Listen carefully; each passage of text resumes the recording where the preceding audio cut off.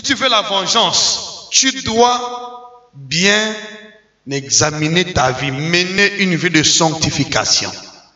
Parce que la vengeance de Dieu s'abat sur tout le monde qui vit d'une manière malhonnête, immorale, dans la volonté de Dieu. Tu ne vis pas d'une manière honnête, d'une manière légale, d'une manière intègre dans la volonté de Dieu. Tu t'exposes à la vengeance de Dieu. Alors, lisons ici. Je vais continuer la lecture dans ce même passage. Je vois comment Dieu est en train de te délivrer. La vengeance va tomber sur tes adversaires. Dieu t'épargne cette fois-ci au nom de Jésus. Tu as prié certainement, tu as demandé la vengeance de Dieu parfois en vain. Parce que tu étais inculpé. Parce que tu avais la main dans la pâte. La vengeance ne venait pas. Souvenez-vous de Jérémie. La demande de la vengeance de Dieu. Dieu, venge-moi contre mes persécuteurs. La vengeance n'était pas venue. Jérémie chapitre 15, verset 15 jusqu'à 19. La vengeance n'était pas venue. Et Dieu a dit à Jérémie, si tu sépares ce qui est vide de ce qui est précieux, tu seras comme ma bouche. Si tu te rattaches à moi, je te répondrai. Si tu te rattaches à moi, tu sépares ce qui est vide de ce qui était précieux. Donc il y avait une condition. Pour que la vengeance de Dieu vienne, Jérémie avait intérêt à séparer ce qui est vide de ce qui était précieux. Il avait intérêt à se rattacher à Dieu. Se rattacher. Il était attaché, mais Dieu voulait qu'il se rattache. Et là encore, c'est un autre point très capital. Tu peux te rattacher à Dieu.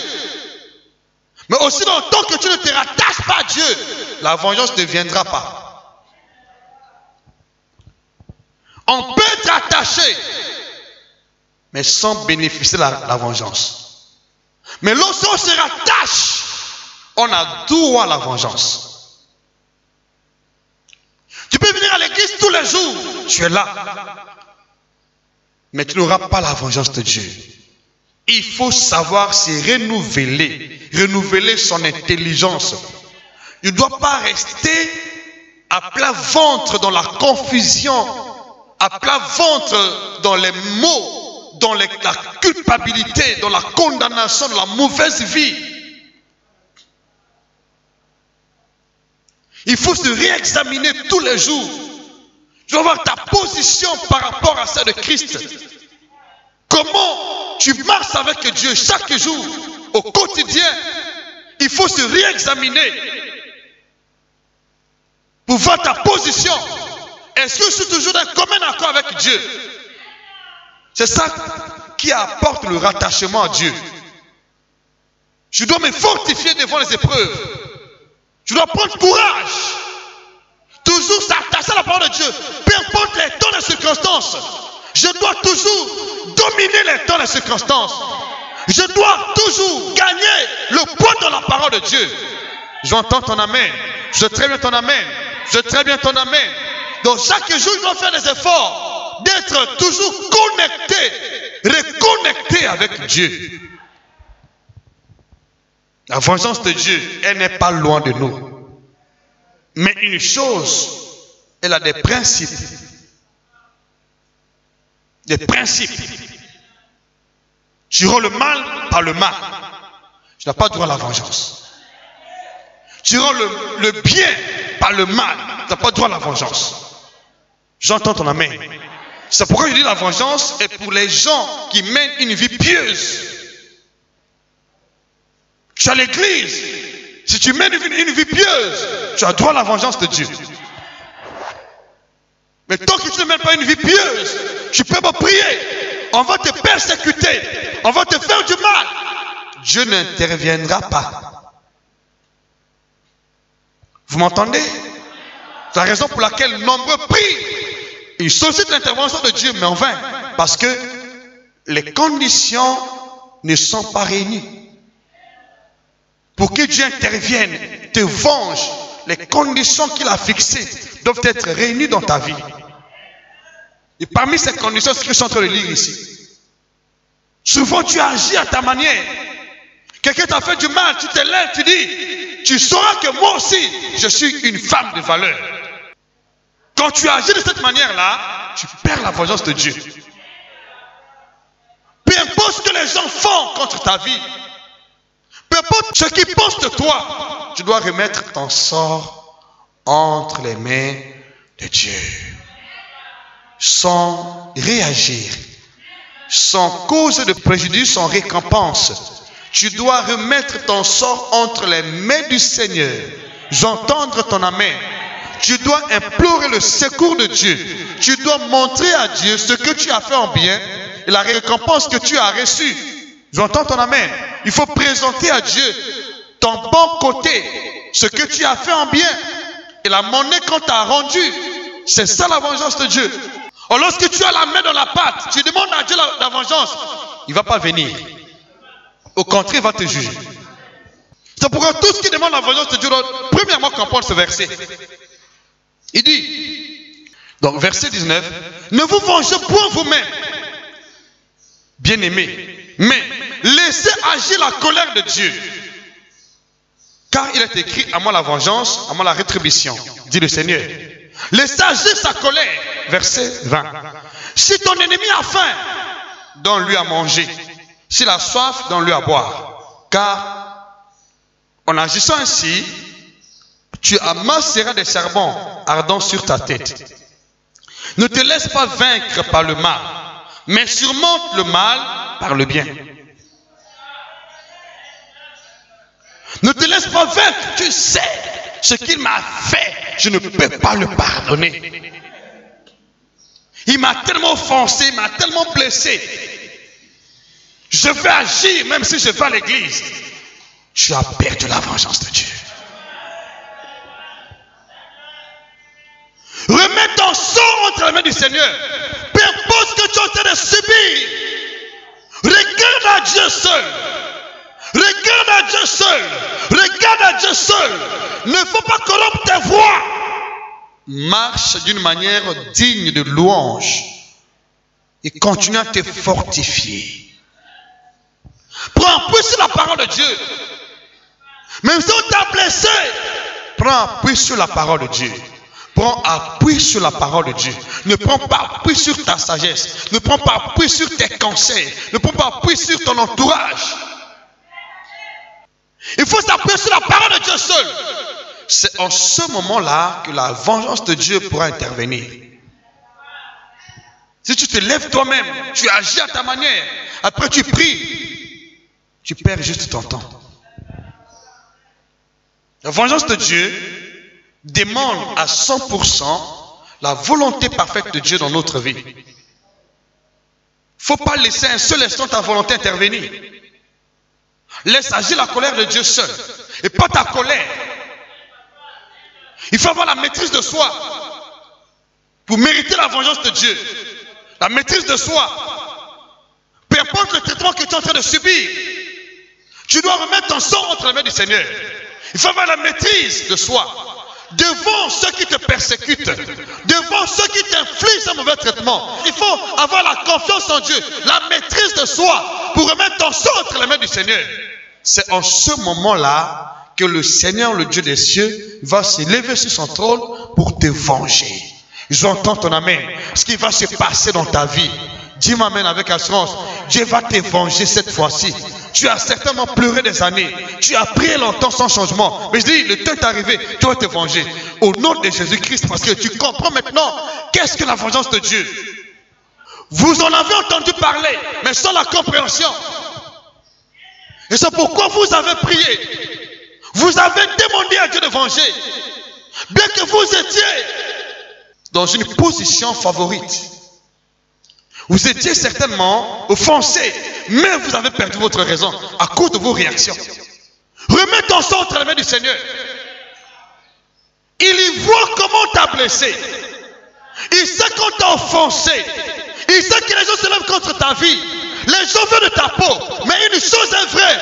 N'agis pas par ta propre force. J'entends ton amen. Rends-toi disponible dans la présence de Dieu. Va dans sa présence. Plaide ta cause devant Dieu. Plaide ta cause devant Dieu. Plaide ta cause devant Dieu seul. N'associe personne. N'associe pas les conseils des personnes qui peuvent te désorienter. Rends-toi disponible dans la présence de Dieu. Va dans la présence de Dieu. Pleure dans sa présence. Présente ton cœur dans la présence de Dieu seul. Il va agir. Il va agir. J'entends ton amen. Il va agir. Il va agir. Il va agir. Tu as certainement pleuré longtemps sans secours. Mais à partir d'aujourd'hui, le secours de Dieu est décrété en ta faveur. Au nom puissant de Jésus-Christ. Tous ceux qui t'ont persécuté, qui se moquent de toi, qui disent, où est ton Dieu? Où est ce Dieu-là? Où est ce Dieu que tu te glorifies? Ce Dieu va se manifester. J'entends ton amen. Ce Dieu va se manifester. J'entends ton amen. Ce Dieu va se manifester. Il va montrer qu'il est Dieu, qu'il est capable, qu'il est un Dieu de vengeance. Le Dieu de vengeance, il va paraître. Le Dieu de vengeance, il va paraître. C'est un Dieu qui agit. C'est un Dieu qui agit. C'est un Dieu qui défend la cause de ton peuple. Il défend la cause de son peuple. Il défend la cause de son peuple. À partir d'aujourd'hui, ta cause est défendue. Ta cause est défendue. Contre tes persécuteurs, la cause est défendue. Au nom puissant de Jésus. Ceux qui t'ont persécuté vont payer un lourd tribut. Ils vont le payer. Je te rassure. Dieu ne tarde pas dans la vengeance. Il faut comprendre la vengeance de Dieu. Même si quelqu'un prie avec toi, s'il te fait du mal, c'est compliqué. C'est complexe. Tu as pleuré. Le temps est arrivé. Dieu va sécher tes larmes. On s'est moqué de toi à cause de Dieu. Ton cœur est dans le deuil. Ton cœur est dans la confusion. Tu as pleuré la miséricorde de Dieu. Tu as prié Dieu. Tu as tout fait en vain. Je te dis, le temps est arrivé. C'est Dieu qui m'a établi. Te fait comprendre aujourd'hui une chose. Que le temps de ta vengeance a sonné. Dis-moi amen. Dis-moi amen. Crois en cela. Ce mois-ci est en moi. C'est le mois de la vengeance. Tous ceux qui te persécutent injustement vont subir l'oppression. Vont subir le mauvais sort. Vont subir le jugement de Dieu. Au nom puissant de Jésus. La vengeance, c'est la justice de Dieu. Le jugement de Dieu qui consiste à rendre le mal à ceux qui vous font mal. Qui consiste à infliger ceux qui vous affligent. La seule condition, tu dois te comporter d'une manière digne de louange. Sans causer préjudice à tous ceux qui t'ont causé préjudice. Sans faire le mal à ceux qui t'ont fait du mal. Et je prie aujourd'hui que cela se manifeste dans ta vie. Au nom de Jésus, dis-moi amen. Dis-moi amen si c'est toi ici. Dis-moi amen, j'entends ton amen. Ouvre ta Bible dans 1 Thessaloniciens chapitre 4, verset 4 jusqu'à 6. Il dit ceci. C'est que chacun de vous sache posséder son corps dans la sainteté, dans l'honnêteté. Verset 5. Sans vous livrer à une convoitise passionnée, comme font les païens qui ne connaissent pas Dieu. Pourquoi ce conseil? Verset 6. C'est que personne n'use envers son frère de fraude, de cupidité, c'est-à-dire amour d'argent, dans les affaires. Parce que le Seigneur tire vengeance de toutes ces choses, comme nous l'avons déjà dit et attesté. Comme nous l'avons déjà dit et attesté. Voyez-vous, les apôtres prenaient tout le temps à enseigner ces vérités au peuple. Il dit, le Seigneur tire vengeance. Il tire vengeance envers ceux qui usent de fraude dans les affaires. Même si c'est ton mari à toi. Même si c'est ta femme qui t'a confié la responsabilité. C'est un frère. T'a confié la responsabilité. N'use pas de fraude. N'use pas de fraude. Il faut faire le compte rendu tel que cela doit être fait. Mais sur ce point, beaucoup de gens sont sous le coup de la vengeance de Dieu. Ils subissent. Alors si tu te souviens, où tu te trouves dans cet engrenage aujourd'hui, prends l'engagement de sortir. Tu as usé de fraude dans les affaires. Prends l'engagement de sortir aujourd'hui. J'entends ton amen. J'entends ton amen. Excuse-moi, j'entends ton amen. J'entends ton amen. Prends l'engagement là où tu es. Dis, Père, à partir d'aujourd'hui, dans le nom de Jésus, je me désengage et je m'engage à marcher d'une manière sainte, d'une manière pieuse, d'une manière sanctifiée, loin des convoitises passionnées, de la fraude dans les affaires. Pardonne-moi, Seigneur.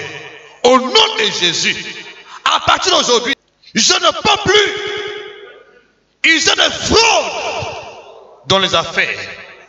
Que ce soit les affaires de mon frère, de ma soeur, de mon époux, de mon épouse, au nom de Jésus, au nom de Jésus, au nom de Jésus, que la condamnation qui pesait sur mes épaules, aujourd'hui, soit ôtée, au nom de Jésus-Christ, au nom de Jésus-Christ, au nom de Jésus. Amen. Amen. Acclame plus fort pour la gloire de Dieu. Merci.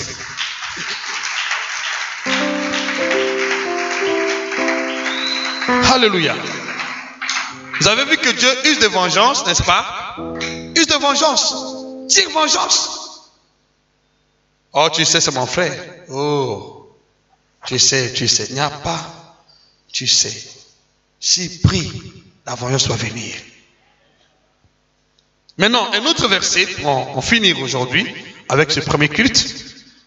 2 Thessaloniciens chapitre 1, verset 5 jusqu'à 6. Et je vais encore donner un autre verset, Galates chapitre 5, verset 10. Ça, c'est ta parole. C'est ta parole. Et c'est ma parole. C'est ta parole. C'est ma parole. Si c'est ta parole, je vais entendre ton amen. C'est ta parole, je vais entendre ton amen. C'est ta parole, je vais entendre ton amen. C'est ta parole, je vais entendre ton amen. C'est ta parole, je vais entendre ton amen. C'est ta parole, je vais ton amen. À partir d'aujourd'hui, tous ceux qui te causent la peine vont porter la peine de Dieu au nom de Jésus-Christ. Écoutez ce que la Bible dit. C'est une preuve du juste jugement de Dieu pour que vous soyez jugés dignes du royaume de Dieu pour lequel vous souffrez. Verset 6. Car il est de la justice de Dieu de rendre l'affliction à ceux qui vous affligent. Quand, après ta mort,